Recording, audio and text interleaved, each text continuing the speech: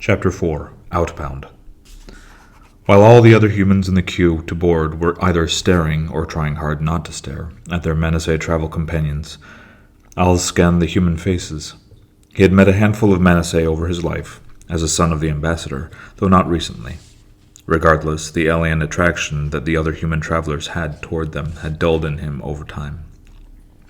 He found their precociousness tiresome, but understood where it came from, and wondered what the Manisae travelers thought of human curiosity. The closest he could imagine was when he had decided to move to his most recent home in a tiny village in the Carpathians. He had been the only foreigner that most of the other 36 inhabitants of the village had ever seen, so there was a period that he had been a curiosity to stare at.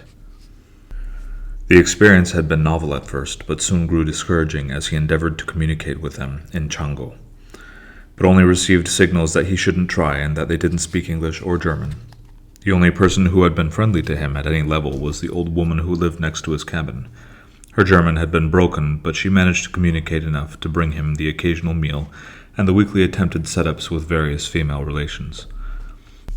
This brought him back to the present, and he realized that he wasn't just neutrally scanning the borders, but hoping for a glimpse of his new acquaintance, Rez. He didn't see her, but boarding had been open for nearly 12 hours already, and she may have boarded just after their meeting. Boarding the shuttle was seamless. Once he had gone through the lock to the boarding tunnel, the humans had been sequestered from the Manisae until they were underway.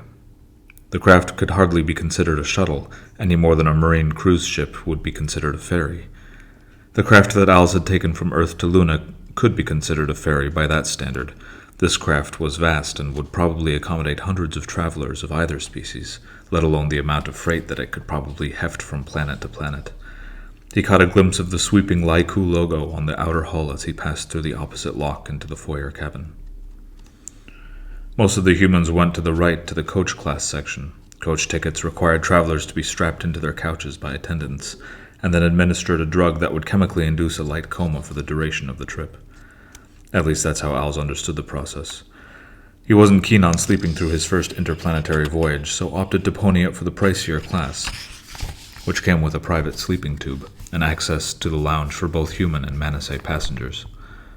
Thankfully, the transit was only to be 5 days due to the current position of the two planets. Otherwise, the cost of being awake for a longer trip would have bloated the cost of the fare.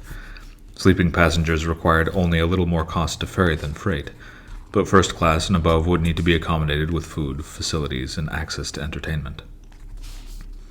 Als found his assigned sleeping tube along the first row and slid his duffel easily into the space allowed beneath. A small directional speaker played a message as he stood in front of the tube, making him jump. The voice was tinny, but sounded as if just whispered to him from over his shoulder. "Please make yourself comfortable in your assigned accommodation for liftoff. After we are underway, you will be free to move about the communal areas of the vessel. Thank you." Referencing the animated pictogram on the side of the opening, Als grasped the handle above it and inserted himself feet first into the space. It was wider inside than it had appeared to be, allowing him ample elbow space and soft lighting that made the low ceiling seem higher. The longer he lay there, the more the memory foam welcomed his body, creating a soft nest. Al's exhaustion from the past few days suddenly caught up with him, and he allowed himself to close his eyes as the other passengers boarded and settled. The next time he opened them, they were well underway. He hadn't even woken on liftoff. He had not historically had problems making friends when necessary. His solitude was generally a personal decision, and it didn't bother him. However, he was literally in a different world now, surrounded by the non-human. His alienation seemed self-defeating and unwelcoming. So, halfway through the second day, he began to reach out to some of his companions. He'd only personally met a few Manisae before, but had grown up around them as an idea his whole life. Unlike some of the older generation or the type of people that had also detached themselves from society, he easily accepted them as part of the interplanetary culture. It wasn't as if he were shy or specious. He just never had taken the opportunity until then to openly approach one of them and was hesitant. Thankfully, the type of menace that traveled between Earth and Tyros were the only type to recognize human hesitancy for what it was, not as a threat or something to be avoided. So the first time he approached one at a table in the dining compartment, he was graciously beckoned to sit. "Welcome, sir. My name is Shiksei. What takes you to Tyros?" Its voice reminded Owls immediately of a teacher he once had with a persistent nasal inflection and a slight lisp. He shook the image from his head. He reached over and grasped the proffered hand in greeting. "My name is Alson Hernandez. I'm glad to meet you." The hand was three-fingered, one of them being relative to a thumb in length, but all three were double-jointed and harder than human skin. Alson Hernandez. Shikse played the name in his narrow mouth. I was told to expect that there may be another Hernandez coming to Tiras soon. What serendipity to make your acquaintance on this transit. But I do offer my condolences in regards to the passing of your father. He was a very influential force on behalf of the relationship between our two peoples. Some may say overreaching in some instances. Truly? Alson inquired. I didn't know him over well near the end. We lost touch. Indeed, there are some among the Manisae who would have never communicated with humanity at all. They have been making noise from the beginning, but time has proven that they are as ash in the wind when it comes to action. So do not fear them, Alson Hernandez. Just Alson, or Als, is fine. I understand the hesitancy to connect with ones of such vast differences. I prefer seclusion myself, though I expect that those days are at an end as well. Als is a good name. I have heard it used among the inner circle of your father's household. Excuse me, of your household, if that is why you are traveling to Tiras. The period of holding is coming to an end, and if you do not claim it soon, it will likely become the home of another. What do you mean, that you have heard the name in my father's household? I have never gone by it before now, and was just looking for a change. It was the name that he went by among friends.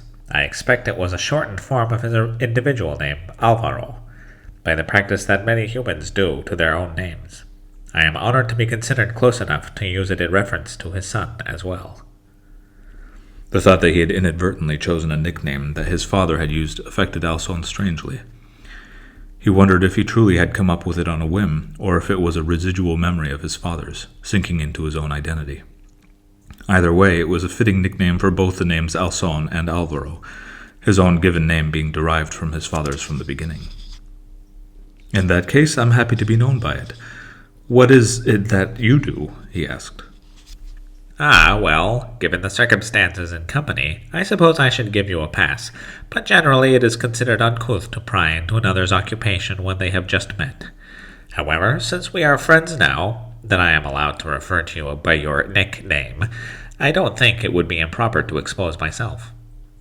Alice flinched at the idiom, but understood. Perhaps Shikse's grasp of English wasn't perfect after all. I am involved in what I believe you would refer to as xenoarchaeology. Then, in a more conspiratorial tone, I believe your mother was interested in such things, but it may be unwise to continue along this topic any further at our present location. Come see me again once we have arrived and you have settled into your estate, and we can have a more frank discussion. I look forward to it, Alice responded eagerly, energized by the hushed tone during the conversation. Despite the cross-species common area where he had met Shikse, the dining rooms were segregated. Als noted this as something to ask Shikse about the next time they spoke, but it quickly became a moot point as he scanned the growing crowd for any sign of Rez among the tables. It was like a Where's Waldo exercise, but everyone was mingling and talking, and he didn't know what she would be wearing. Suddenly, off to his left, a hand started waving over the heads of the other diners. It was Rez, and as their eyes met, she beckoned him over to join her. Alice tried to hide his pleasure in seeing Rez again, but she saw right through it and motioned to the seat opposite her, already set with a meal platter and serving. I hope you don't mind, but I gambled that I might see you for this meal and grabbed 2 meals for us. I don't know anyone else on the transit, and I didn't think you did either based on our earlier conversation. That's quite all right, Alice said with a polite grin. I'm glad you spotted me, and thanks for helping me to avoid the line. He sat and started removing the utensils from their case. I'm afraid that I spoke too much about myself the other day, she started. I tend to do that, but as a professor, I'm used to being the one talking. I'd like to know a little more about yourself, if you don't mind. Oz wasn't used to social meals, but he was determined to make an effort at the beginning of this new chapter of his life. Maybe if he faked it long enough, he'd get the hang of it, and it would become second nature. Sure, what do you want to know? I'm not as interesting as my sister, with her accomplishments and all. Mostly I've drifted around the Staatenbund, taking odd jobs and learning useless crafts as I go. The last home I left was in a small mountain village, with not much to do but read and hike, in all honesty. That sounds a bit like where I grew up, actually, though it was more of a small city than a village. You've probably never heard of it. Try me. I grew up in Wien, but I was always keen on geography. The city is called Lagodeki, in the eastern state of Kartvelebi. She raised her eyebrows in a challenge to Alice. Georgia, right? I've never been, but I can imagine the Caucasus Mountains are beautiful this time of year. Mildly impressed, she played it off. Yeah, they are. Spring comes a bit later, but you can find just the first of the ephemerals in the forest just above the city now. I'm sad to be missing it. It's been years since I was back home for spring.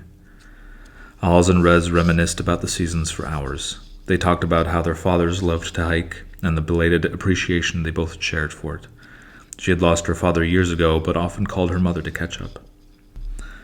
Alice felt a twinge of guilt for his self-imposed distancing of himself from his parents before both of their passing. It was too late to reconnect with either of them, and it was one of the only regrets he felt he had in his life. They parted as the staff was preparing the dining area for the second half of the first-class passengers. They made a plan to meet for the next meal as well, since neither of them had made any effort to meet anyone other than each other so far.